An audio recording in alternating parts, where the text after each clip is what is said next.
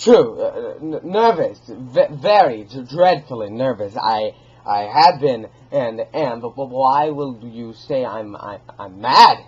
Disease has had sharpened my senses, not destroyed, not dulled them. Above all was the sense of hearing acute.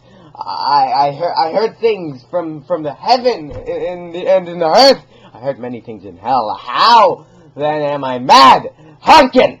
Observe how healthily, how calmly I tell you the whole story. It's impossible to say how the idea first entered my brain, but once conceived, it haunted me. Day and night. Object, there was none. Passion, there was none. I loved the old man. He had never wronged me. He had never given me insult. For his gold, I had no desire. I think it was his eye. Yes, it was this. He had the eye of a vulture. A pale blue eye with a film over it. Whenever it fell upon me, my blood ran cold, and so by degrees, very, very gradually, I made up my mind to take the life of the old man, and to rid myself of the eye forever. Now, this is the point. You fancy me mad. Madman know nothing. You should have seen me. You should have seen how wisely I proceeded, with what caution, with what foresight, with what discipline I went to work. I was never kinder to the old man during the whole week before I killed him. And every night, about midnight, I turned the latch of his door and opened it. Oh, so gently. And then, when I had made an opening sufficient for my head, I put a dark lantern, all closed, so that no light shone out, and I thrust in my head. Oh, you would have laughed at how cunningly I thrust in. I moved it so slowly, very, very slowly, so that I might not disturb the old man's sleep. It took me an hour to place my whole head in the opening so far that I could hear him, I could see him as he lay above his head. And would a madman have his head? Would a madman have been so wise as this? And then, when my head was well in the room, I undid the lantern cautiously. Oh, so cautiously, for the hinges creaked, and I undid it just so much that a single thin ray fell upon the vulture eye, and this I did for seven long nights. Every day, just at midnight, I found the eye always closed. So it was impossible to do the work, for it was not the old man who vexed me, but it was his evil eye. And every morning, when the day broke, I went boldly into the chamber, and I spoke courageously to him, calling him by his name in a hearty tone, and inquiring how he has passed the night. So you see, he would have been a very profound man indeed to suspect every night, just at 12, I looked upon him while he slept. Upon the 8th night, I was more than usually cautious in opening the door. Watch his minute hands move more quickly than did mine. Never before that night had I felt the extent of my own powers, of my sagacity. I could scarcely contain my feelings of triumph to think that there I was, opening the door, little by little, and he did not even dream of my secret deeds or thoughts. I fairly chuckled at the idea, and perhaps he heard me, for he moved his bed suddenly as if startled. Now, you may think I drew back, but no. His room was pitch black, with the thick darkness, for all the shutters were closed and fastened in fear of robbers. So I knew that he could not see the opening of the door, and I kept pushing it on steadily. I had my head in, And I was about to open the lantern when my thumb slipped upon the tin fastening, and the old man, he sprang up in the bed, crying, "Who's there?" I kept quite still and said nothing. For a whole hour, I did not move a muscle. And in the meantime, I did not hear him lie down. He was just sitting up in the bed, listening, just as I had done, night after night, hearkening to the death watches the wall. Presently, I heard a slight groan, and I knew it was the groan of mortal terror. It was not the groan of pain or grief. Oh, no. It was the slow, stifled sound that arises from the bottom of the soul when over-exchanged with awe. I knew the sound well. Many a night, just at midnight, when all the world slept, it has welled up from my own bosom, deepening with its dreadful echo as the terrors that distracted me. I say I knew it well. I knew what the old man felt, and I pitied him, although I chuckled at heart. I knew that he had been lying awake ever since the first slight noise. When he had turned in the bed, his fears had been ever since growing upon him. He had been trying to fancy them causeless, but could not. He had been saying to himself, "It is nothing but the wind in the chimney. It is only a mouse crossing the floor. Or it's merely a cricket that had made a single chirp." Yes, he'd been trying to comfort himself with these superstitions, but he had found all in vain, because death, in approaching him, had stalked with his black shadow over him and enveloped the victim, and it was the mournful influence of the unperceived shadow that caused him to feel, although neither saw nor heard, to feel the presence of my head within the room. When I'd waited a long time, very, very patiently, without hearing him lie down, I resolved to open a very little crevice in the lantern. I opened it.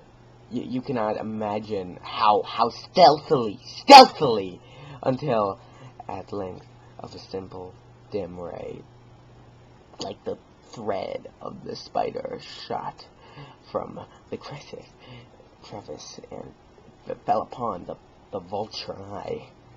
It was wide open, and I grew furious as I gazed upon it. I saw it with perfect distinctness, and all dull blue, with a hideous veil over it that chilled the very marrow in my bones. But I could see nothing else of the old man's face or person, for I had directed the ray, as if by instinct, precisely upon the damn spot. And I told you that what you mistake for madness is but over acuteness of the sense. Well, now I say, there came to my ears a low, dull, quick sound, such as a watch makes when enveloped in cotton.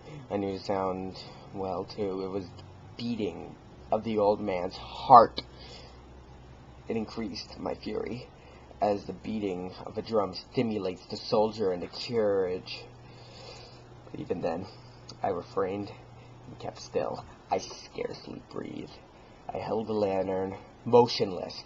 I tried how steadily I could maintain the ray upon the eye at eve. Meantime, the hellish tattoo of the heart increased. It grew quicker and quicker, and louder every instant. The man's terror must be extreme. It grew louder. I say louder every moment. Do you mark me well? I have told you that I am nervous, and so I am. And now, at the dead hour of the night, amid the dreadful silence of the old house, so strange a noise that it excited me to uncontrollable terror. For some minutes longer I refrained and stood still, but the beating grew louder.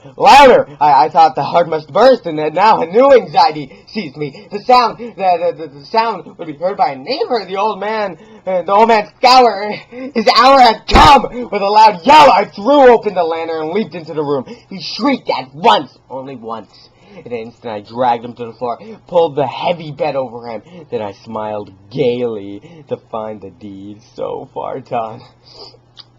But for many minutes, the heartbeat with a muffled sound. This, however, did not vex me. It would not be heard through the wall. At length, it ceased. The old man was dead. I removed the bed and examined the corpse. Yet he was stone dead. I placed my hand upon the heart and held it there. Many minutes there was no pulsation. He was stone dead. His eye would not trouble me no more. If you still think me mad, then you will think so no longer when I describe the wise precautions I took for the concealment of the body. The night waned, and I worked hastily, but in silence. First of all, I dismembered the corpse. I cut off the head and the arms and the legs. Then I took up 3 planks from the flooring of the chamber and deposited it all between the scantlings. Then I replaced the boards so cleverly, so cunningly, that no human eye, not even his, could have detected anything wrong. There was nothing to wash out. No stain of any kind, no blood spot, whatever. I'd been too wary of that. Oh, I caught it all! When I made it to the end of these labors, it was 4 o'clock, still dark as midnight. As the bell sounded the hour, I came to a knocking of the street door. I went down to open it with a light heart, for what had I now to fear? There entered 3 men who introduced themselves with perfect suavity as officers of the police. A shriek had been heard by the neighbor during the night. Suspicion of foul play had been aroused. Information had lodged the police office, and the officers, had been dispatched to search the premises. I smiled for what I had to fear. I bade the gentleman welcome. The shriek, I said, was my own in a dream. The old man, I mentioned, was absent in the country. I took my visitors all over the house. I bade them to search well. I led them at length to his chamber. I showed them his treasures, secure, undisturbed. In the enthusiasm of my confidence, I brought chairs into the room and desired them to rest their fatigues, while I myself, in the wild audacity of my perfect triumph, placed my own seat upon the very spot beneath where I reposed the corpse of the victim. The officers were satisfied. My manner had convinced them I was singularly at ease. They sat, and while I answered cheerily, they chatted of familiar things. But ere long, I felt myself getting pale and wished them gone. My head ached. I fancied a ringing in my ears, but they sat and they chatted. The ringing became more distinct. It continued and became more distinct. I talked more freely to get rid of the feeling, but it continued. It gained definiteness until at length I found the noise was not within my ear. I now no doubt that I grew very pale, but I talked more fluently and with a heightened voice. Yet the sound increased. What could I do? It was a low, dull sound,